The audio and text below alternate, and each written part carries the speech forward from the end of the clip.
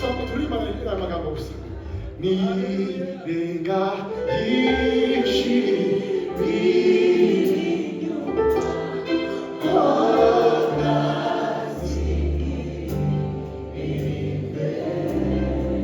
Ngere musozi nzamuka naburi mu ijambo ryawe.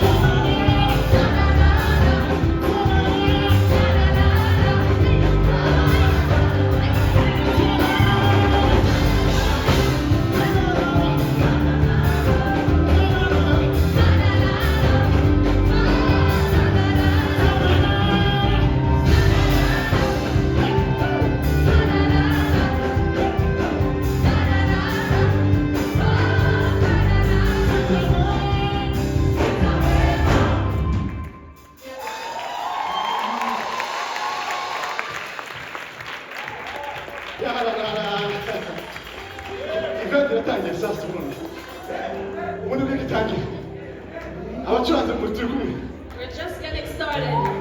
Are we together?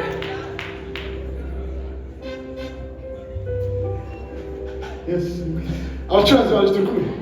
Are we together, band?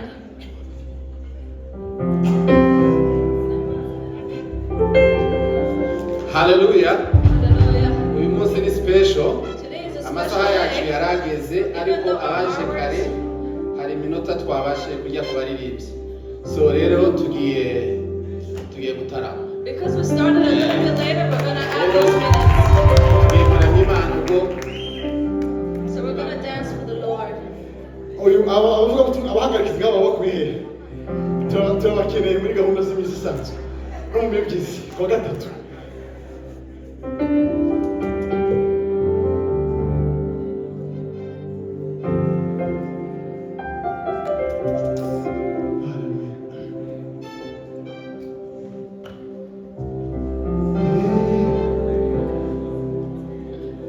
Hallelujah. Amen.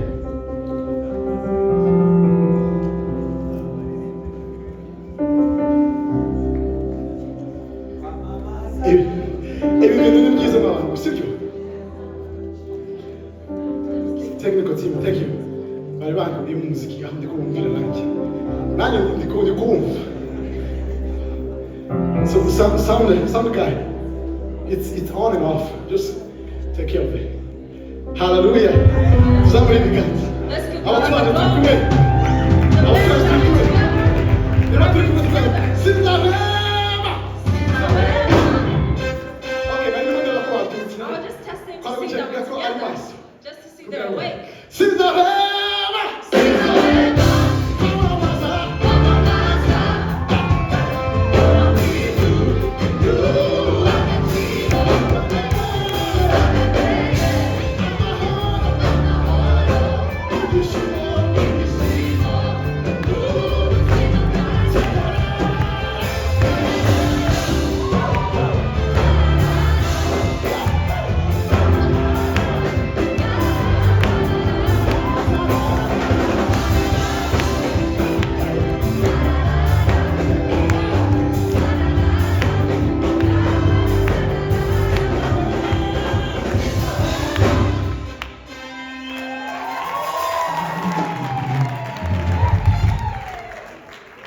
Blessed.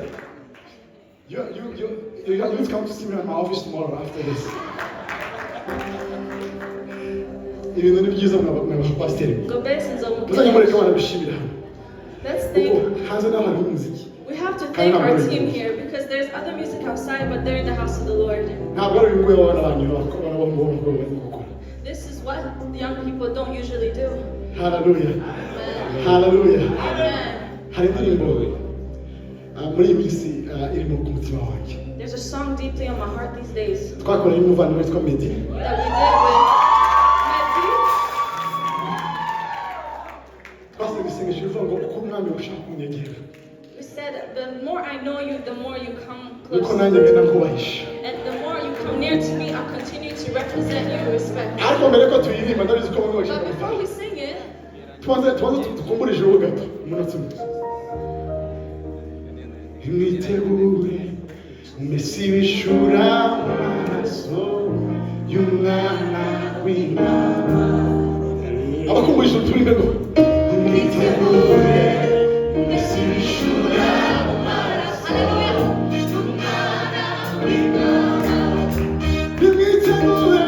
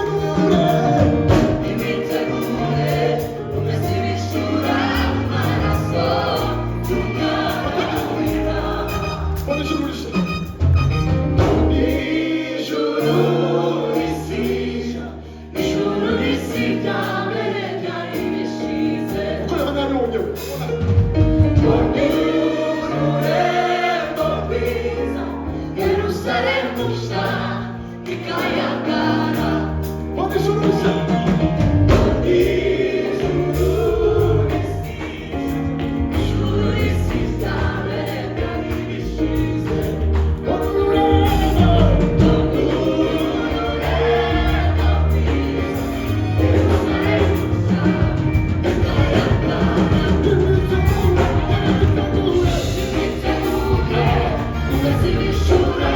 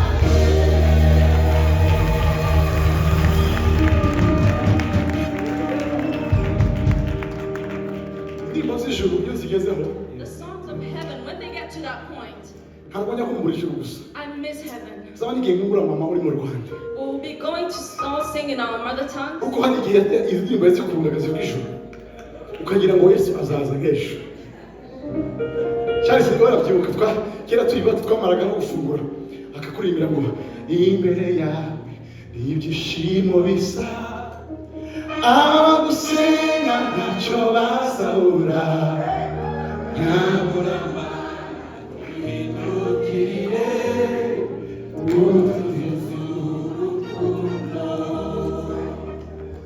Mana yacu dukunda cyane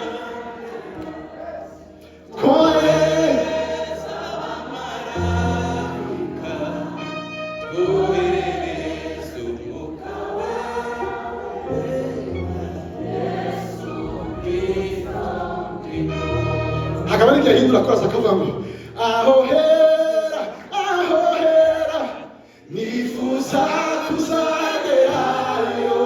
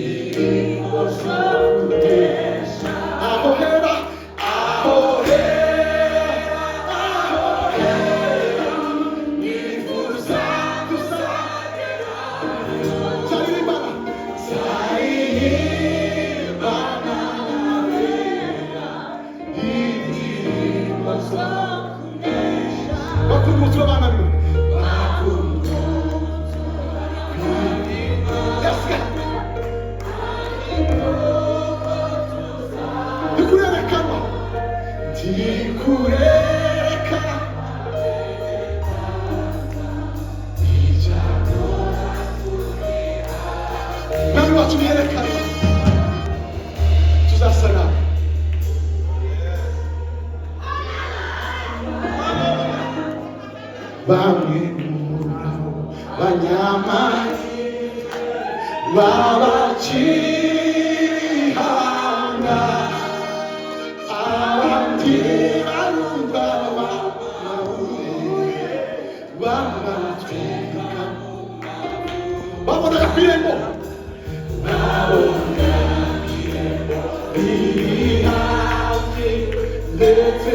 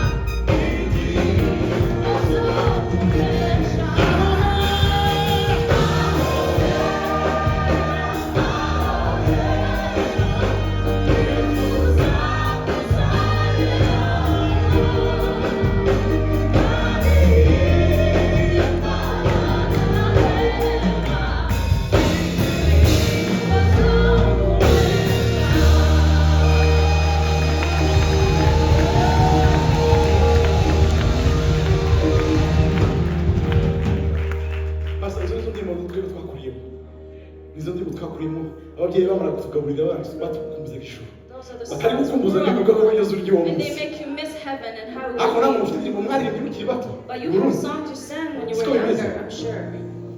imana yagiye imana mu bihugu byose bitandukanye abaririmbyi uyu munsi barakunda uturirimbo dufite amabiti bose turimo gukora muri iyi minsi abantu bakuze nabo barakenera indirimbo zo kuririmba no mu ijoro older people miss those songs that make them miss heaven once more. abantu ntabwo tucana indirimbo tubasha kuririmba mu gihe bigoye mu gihe bikomeye mu mwishima mwinshi n'izi ndirimbo turirimba. What songs do we sing when we're in tough times, difficult times?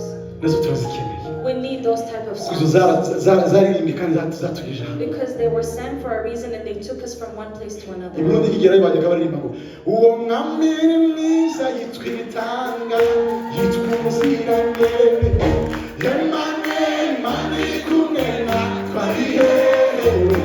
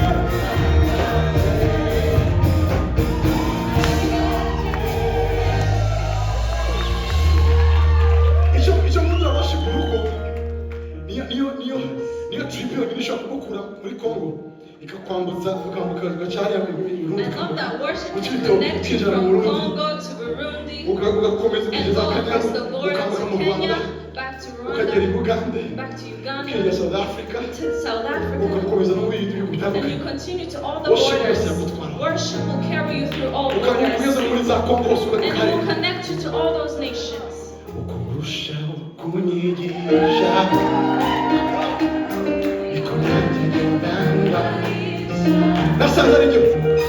Nasanze ari byo banga ndakugendera mu nzira zawe koresha mwami koresha ibyo ushaka gusa birimo amahoro umunezero sinabasha kubaho ntakureba muze nta kibazo ukurusha kunyigisha ukurusha ukamata kunyigisha niko nanjye neza kubahisha nasanze ari byo banga ndakugendera mu nzira zawe koresha ibyo ushaka mwami koresha ibyo ushaka gusa birimo amahoro sinabasha kubaho ntakureba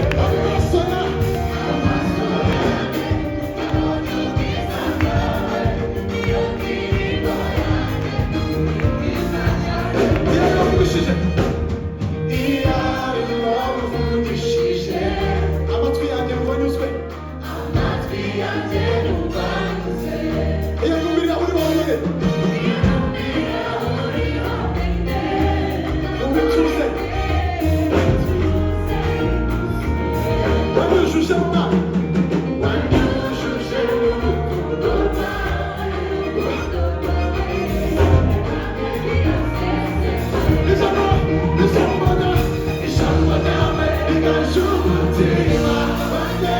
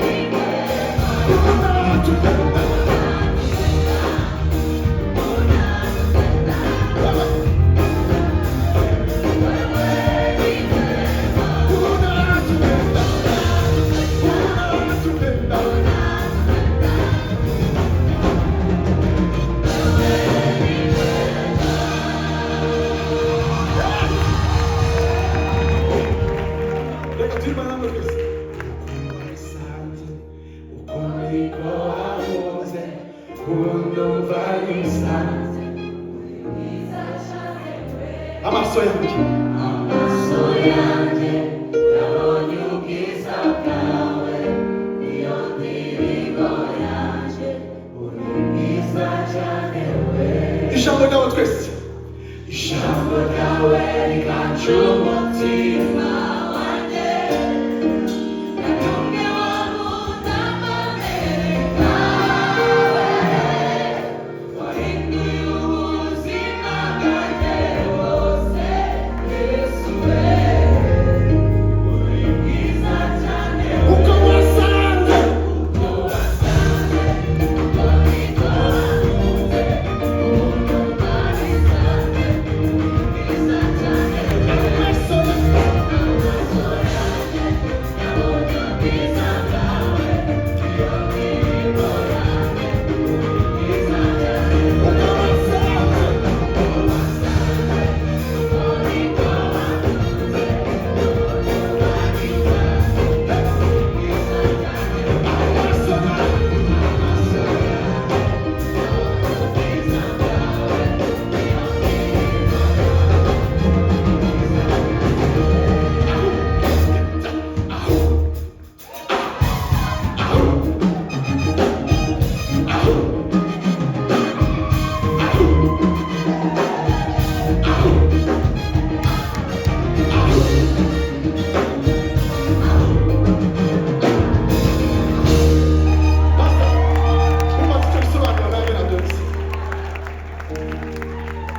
mungire mumaze aho n'ubimaze iyo babiririmbye urukundo rutangaje Yesu we amahoro atemba umunyabyaha bwanjye ubu ngenda nawe mbonye ikiganza cyawe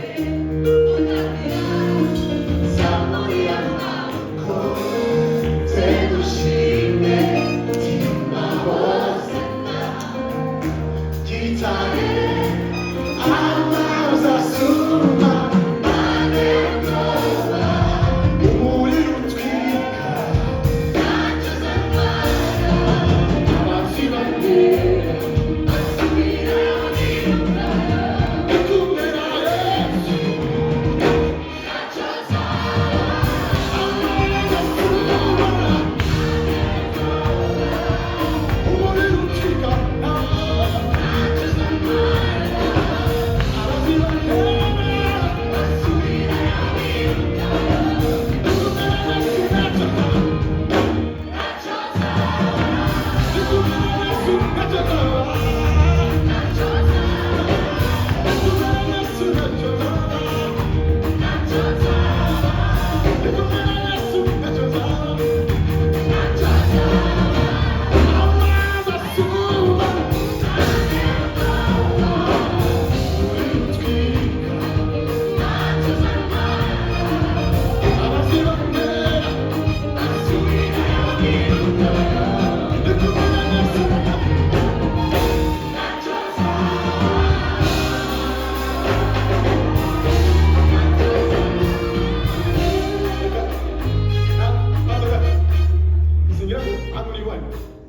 Right?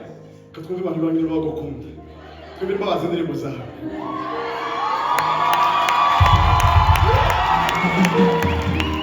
Como nafite abafana baratabanyure rero.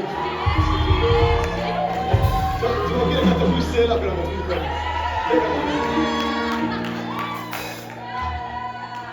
Afite abafana sinzi nimba ari ab'indirimbo cyangwa nimba ari abo gusa.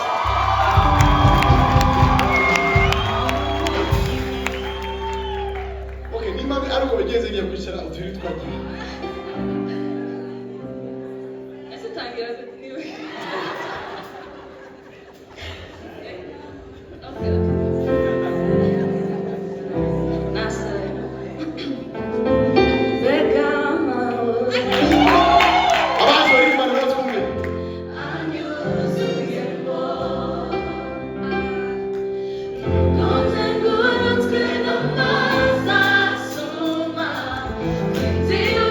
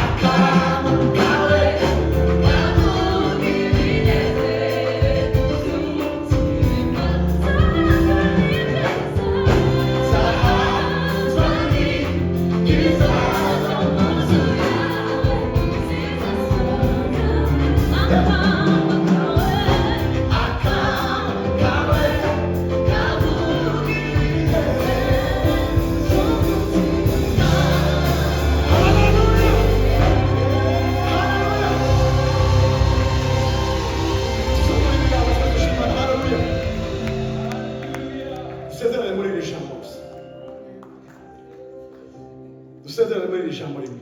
Let's say goodbye with this word. Ijambo Imana yabwiye umugaragu wayo Yeremiya. The word that God told his servant Jeremiah. Yaramubwiye muri iri jambo twaririmbye.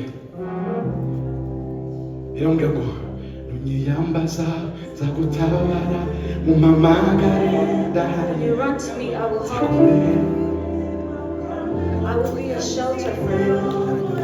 You will lack nothing. Nunyiyambaza zagutabara mumamagare ndahari. Zakubere nabukamemo tuzigero. Tuzayikomeza hejuru. Hari ibintu byinshi twabizi. Imana ibagire neza cyane.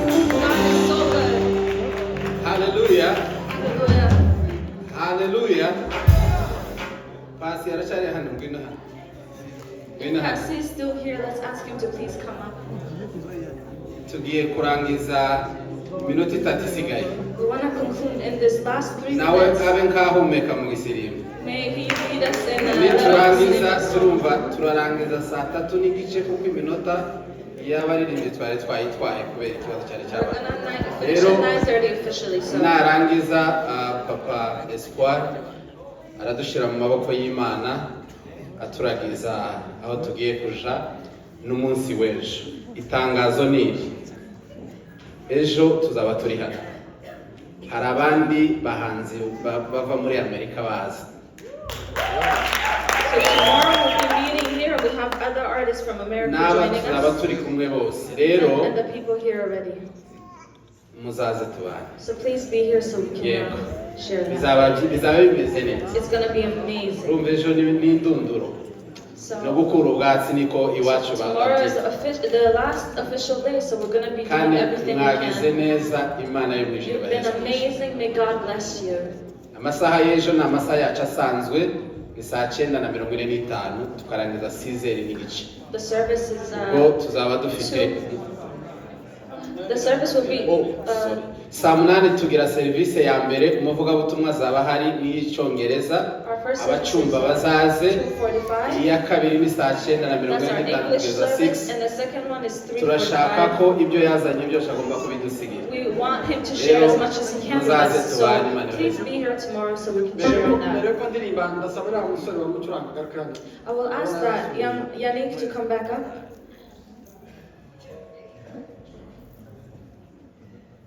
He really blessed me today. May God bless you. He really blessed me the way he played the solo, the piano, and my mind was completely focused on him. So I want to bless him before he goes back because he really blessed me. May God bless him. Itangazo Madame Pastor ashaka gutambutsa. One more announcement from our First Lady. Hallelujah. Hallelujah. Nahezagiwe. Were you blessed? Amen. Twagira tumenyeshe yuko kuri Bibavu Artist Church turiko turategura gala y'amakouple. Donc abubatse. So we're planning a couples gala here at Revival Access. Azoba ari ukwezi kuza, ukwezi kwa 11 itariki ni 30. It's going to be December 30th. You are all welcome.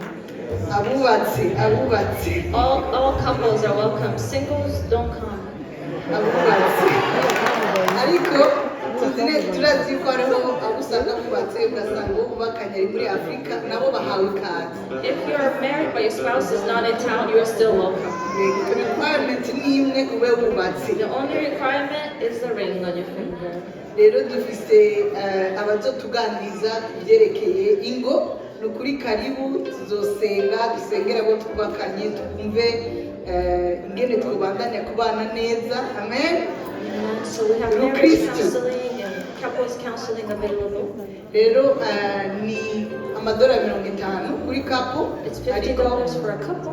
Kubazoza ugasanga uri wenyene ni amadolari 50. But if you are attending without your spouse, it's $30 per person. Rero karibu mu bitumenyesha kikari kuko tuzotegura ibintu byinshi. RSVP ahead of time. Thank you. Mani go mugisha cyane kubera ukuntu nabivuze kuri mugabo yamfashije. Because of the way that young man really blessed me, Nabanza mfatire kuri piano. I want him to play a little something on piano.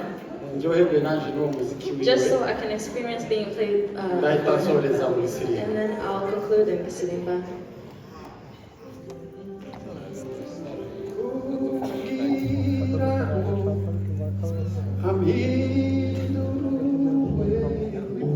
Nugisha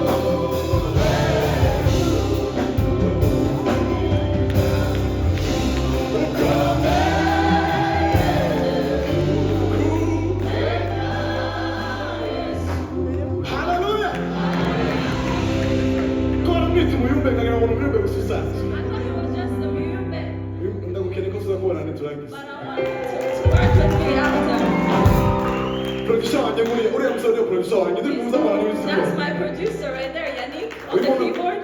Kuba tutamuzi tugomba kumumenya sibyo? We need to know him. So gukora indirimbo tukandike. And the world needs to know him.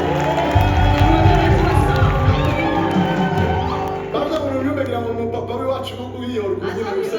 Uri indirimbo zo mu gitabo gusangira ngo naho bigaruke. Sinamenya ko uri ufite impano idasanzwe. But he has an amazing talent.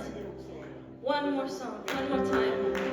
Yahagaze mu kibo cyane urubanza rw'ibyaha byanjye n'umugisha ukomeye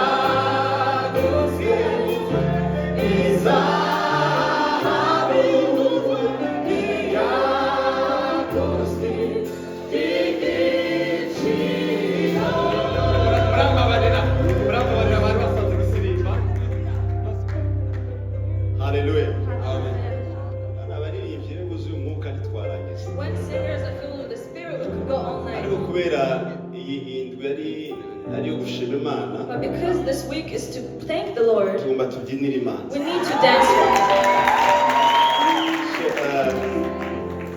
Adrien is gonna come and he's gonna dance Kinsirimba. And then tell your neighbor that if you were not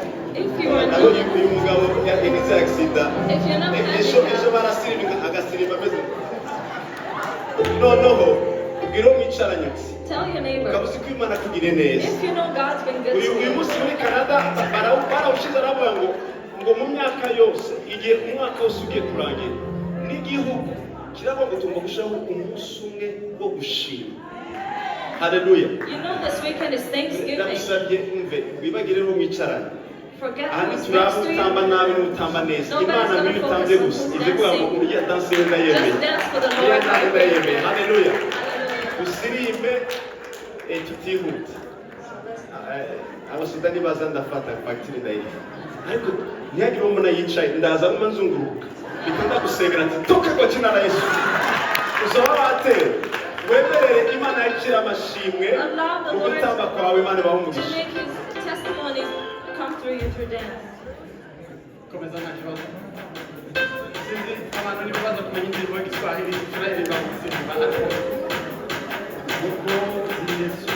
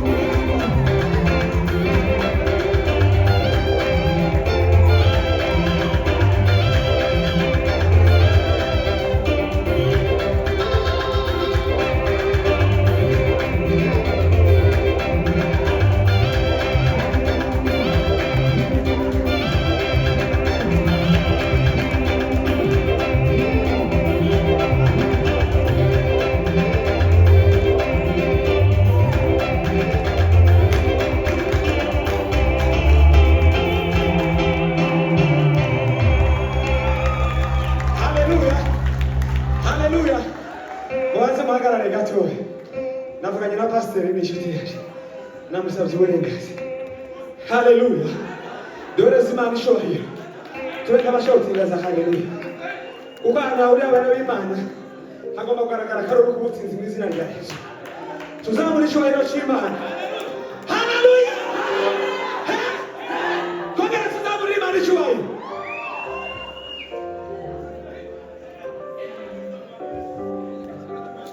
Bwana Yesu kutukuza kwa kuwa Bwana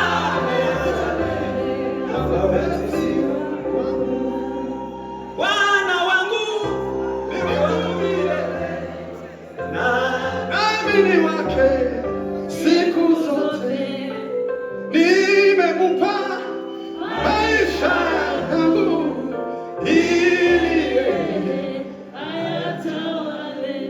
najua mimi nikimbilia wako, jua halitaona. Tugiye gusenga Imana ishimangira ubumwe muri uyu mwana wacu. Haleluya. Tugira umuco wo gushigikirana no kwamamaza ubwami bwa Kristo. Ikindi kandi nabisabye umurenganzira umuyobozi wacu, dufite igiterane kuwa gatandatu. Saba turi kumwe na Bishop Karegeya kuva Ottawa na Mungura kuva mu Buholandi. Ni umuririmbyi mwiza. Abaririmbyi mwese babaye muri Araro ni umuririmbyi mwiza cyane. Ndagira ngo muzaze tubanire. Reke dusenge. Mwami Yesu Mana y'imbaraga, izina ryawe rishigwe hejuru Mana. Izina ryawe ryamamare mu buzima bwacu. Imibereho yacu ivuge gukomera kwawe, ubuzima bwacu buvuge imirimo n'ibitangaza wadukoreye Mana. Yesu Kristo Mwana w'Imana, ngwino hagati muri twebwe Mana. Umwuka wawe hagati muri twe wa Mana we. Wamaganye Mwami Yesu, imbaraga zose z'umwanzi Satani zatuma abantu badakorera mu bumwe kugira ngo bazabure ubwami bw'Imana. Uko iyo niyo ntego yatuzanye, iyo niyo ntego baduhurije kuri uyu musozi kugira ngo tugushire hejuru wa Mana. Dushimangiye ubumwe kuri uyu musozi mu izina rya Yesu. Dushimangiye urukundo kuri uyu musozi mu izina ryawe Yesu Mana. Ubuzima bwacu n'imibereho yacu yo kuvuga imirimo yawe, tuvuge gukomera kwawe, tuvuge ineza yawe, tuvuge imirimo wakoze ku buzima bwacu, twibukanye ibyo wakoze ku buzima bwacu wa Mana we. Yagira indirimbo yumvikana, ahubwo humvikana indirimbo yo kugushyira hejuru no kukuramya Mana. Turagushimiye ko kuri Imana iri kumwe natwe. Utugirire neza kandi ubane natwe Mana, uduhereze kubera imbuto z'urukundo. Ijambo ryawe ryavuze riducalenjinge, riduhindure, rituvane ku ngeso, ritugeze ku rundi rwego ruzima wifuza ko tubaho, kuko twebwe ubwacu turi abantu twambaye inyama n'amaraso, ariko Mwami niwe ubasha kudushoboza guhinduka, kuko Mwami iyo turi kumwe nawe uri Imana ishobora byose ntakibasha kukunanira wa Mana. Bana natwe ukomeze utugirire neza, uduhereze kuvuga gushyira hejuru no kuvuga imirimo y'ibitangaza byawe. Turagushimiye ko uri kumwe natwe kandi uzakomeza kubana natwe guhera uyu munsi kugeza iteka ryose mu izina rya Kristo Yesu. Amen. Reka pasiteri